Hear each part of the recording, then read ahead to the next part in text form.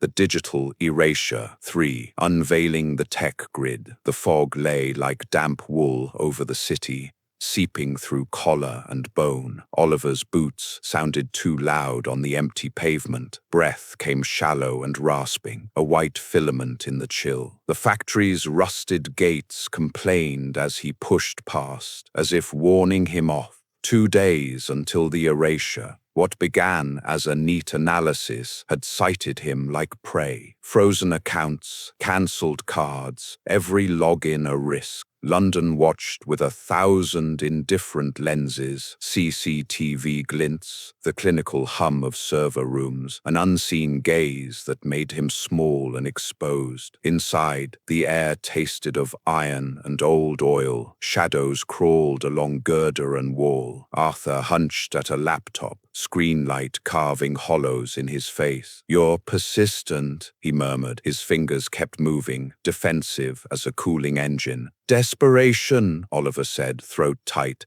"has its own momentum. Who's behind this?" Arthur's eyes flicked to the dark. "Not just any corporation. Them. They see everything. They want you gone. Permanently." They worked in silence. Oliver's hands moved with clinical focus. Lines of code peeled back like skin. When the breakthrough hit, the screen spat an address, an ordinary building with an extraordinary heartbeat. He rose, the factory exhaling cold and dust. Outside, the fog waited, concealment and a threat braided together. He stepped into the London night, aware that the next move might be his last.